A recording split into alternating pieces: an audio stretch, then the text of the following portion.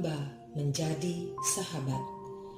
Bacaan diinspirasi dari Injil Suci menurut Yohanes bab 15 ayat 12 sampai 17. Dalam amanat perpisahannya, Yesus berkata kepada murid-muridnya, "Inilah perintahku, yaitu supaya kamu saling mengasihi seperti aku telah mengasihi kamu.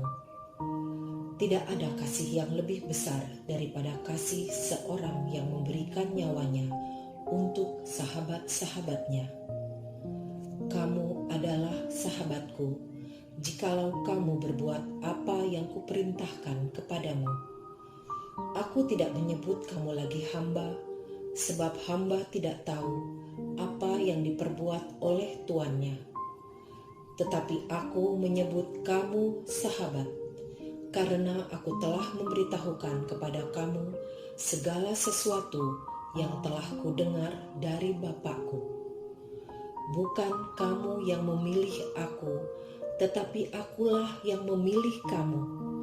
Dan aku telah menetapkan kamu supaya kamu pergi dan menghasilkan buah, dan buah itu tetap, supaya apa yang kamu minta kepada Bapa dalam namaku diberikannya kepadamu.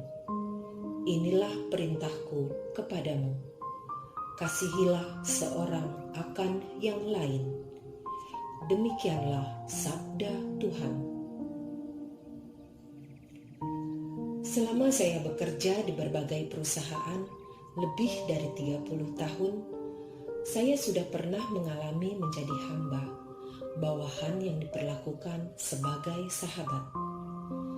Saya pernah juga menjadi hamba, karyawan dari seorang sahabat saya. Dari pengalaman pribadi saya, lebih menyenangkan yang pertama.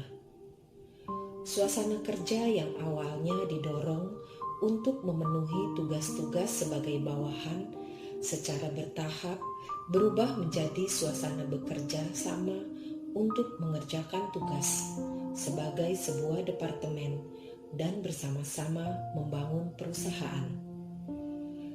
Di lingkungan kaisar-kaisar Romawi maupun raja-raja di timur, ada sekelompok orang yang terpilih yang disebut sahabat-sahabat raja atau sahabat-sahabat kaisar. Mereka dapat datang setiap waktu kepada raja, bahkan diberi hak untuk datang ke kamar tidur raja pada pagi hari. Raja bercakap-cakap dengan mereka sebelum ia bicara dengan para jenderalnya, para pejabat pemerintahan, dan para diplomatnya. Sahabat-sahabat raja adalah mereka yang mempunyai hubungan yang paling dekat dan akrab dengan raja.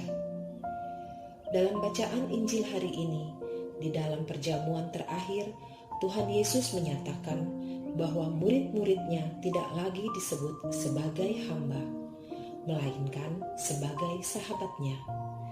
Berarti menjadi seorang sahabat Allah.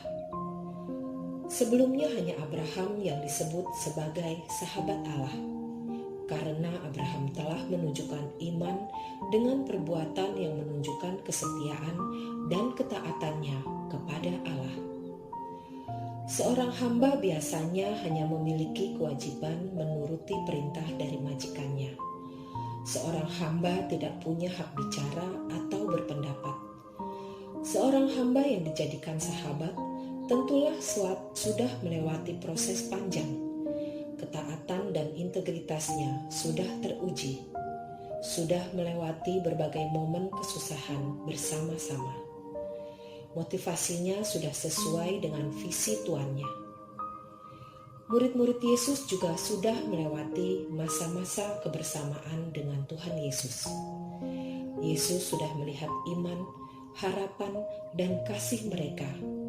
Mereka layak diangkat sebagai sahabatnya. Bagaimana dengan kita?